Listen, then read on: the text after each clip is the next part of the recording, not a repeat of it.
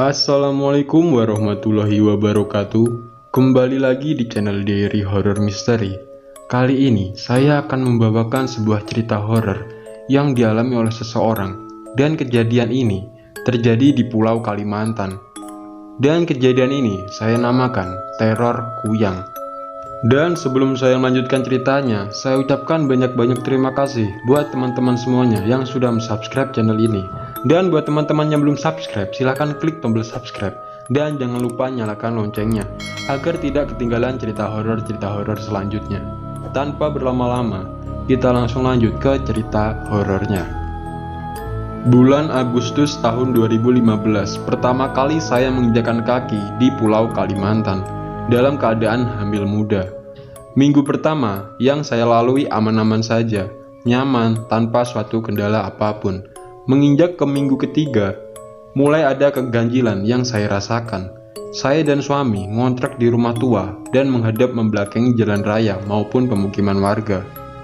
Lebih tepatnya, rumahku ini menghadap kebun sawit dan empang. Bayangkan kalau malam seperti apa suasananya. Samping kiri rumah bertingkat dan sudah kosong, terbengkalai. Samping kiri empang yang ditumbuhi semak belukar. Dan di belakang rumah yang saya kontrakin, yaitu rumah pemilik kontrakan, dan ada pemakaman keluarga beliau.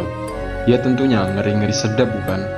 Suamiku bekerja sebagai tukang jahit keliling, berangkat jam 7 pagi dan pulang menjelang maghrib.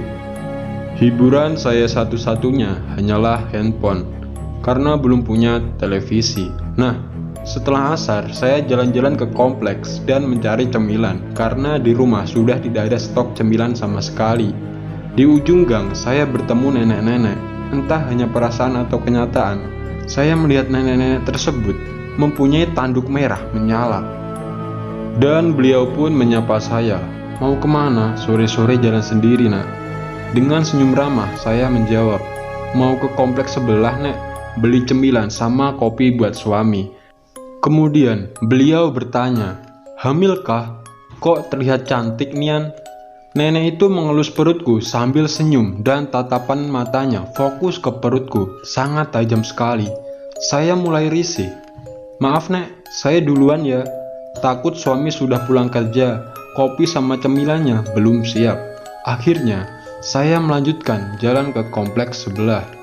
Sepulang dari beli cemilan dan kopi, saya duduk-duduk di beranda rumah sambil menikmati cemilan dan udara sore. Hal ini jarang sekali saya lakukan karena saya lebih suka berdiam diri di dalam rumah. Tidak lama, ada wanita muda dan sedang hamil dan dia mendekati saya, mengajak kenalan. Ternyata rumahnya ada di gang belakang rumah tingkat yang kosong. Dan kami berdua pun ngobrol-ngobrol ngalur ngidul dan akhirnya menjadi akrab. Dia pun setiap hari main ke kontrakan saya. Malam hari, saya susah tidur karena mendengar suara ayam berisik sekali. Padahal setahu saya, tetangga di sini tidak ada yang memelihara ayam. Ada suara garukan tangan di jendela kamar. Saya membangunkan suami untuk mengecek keadaan luar. Ternyata, pas suami saya membuka gorden jendela, ada sosok kepala di sela-sela pohon pisang yang sedang mengawasi kontrakan kami.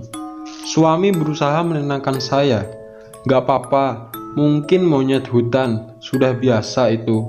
Akhirnya, kami melanjutkan tidur di kamar. Tidak berselang lama, saya merasa ada suara erangan di atas kepala. Ya Allah, sosok tersebut sudah berputar-putar di atas saya. Tubuh saya seketika mematung. Lidah sudah terasa keluh. Ingin teriak dan membangunkan suami rasanya sulit sekali. Saya hanya bisa membaca doa di dalam hati, meminta perlindungan dari Allah. Azan subuh akhirnya berkumandang. Suami bangun dan melihat keadaan saya yang berantakan sekali. Dan suamiku seketika panik. Paha saya lebam-lebam dan tidak sakit. Pagi sebelum suami berangkat kerja, saya mengalami pendarahan ringan. Dan suamiku pun membawa saya ke klinik terdekat. Alhamdulillah, janin saya masih baik-baik saja.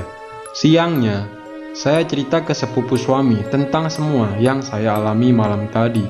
Dan ternyata, yang mengganggu saya semalam itu adalah sesosok kuyang. Saya baru tahu ada hantu semacam itu. Jadi, sepupu saya ini pun menceritakan jika sosok kuyang itu berbentuk seperti manusia, namun bagian bawahnya hanya berbentuk organ tubuh dalam manusia. Kepalanya seperti kepala wanita. Dan hantu ini memang sangat suka mengganggu ataupun mencelakai orang-orang yang sedang hamil. Dan kemunculan makhluk ini ditandai dengan suara ayam yang cukup berisik. Dan sudah menjadi suatu hal yang wajar jika di sini ada seorang yang hamil, pasti akan ada gangguan dari sosok kuyang tersebut. Dan itulah cerita dari kakakku. Dan saya pun memikirkan entah itu beneran atau hantu, atau manusia pengikut aliran hitam. Wallahu alam. Dan itulah cerita sepenggal dari saya yang bisa saya sampaikan buat teman-teman semuanya. Dan buat teman-teman semuanya, saya ucapkan terima kasih karena sudah mau mendengarkan cerita ini sampai habis. Dan semoga saja teman-teman suka dengan cerita yang saya bawakan. Dan sebelum saya mengakhiri cerita ini, saya ucapkan banyak-banyak terima kasih buat teman-teman yang sudah subscribe dan mampir di channel saya. Saya Dika Andrian. Assalamualaikum warahmatullahi wabarakatuh.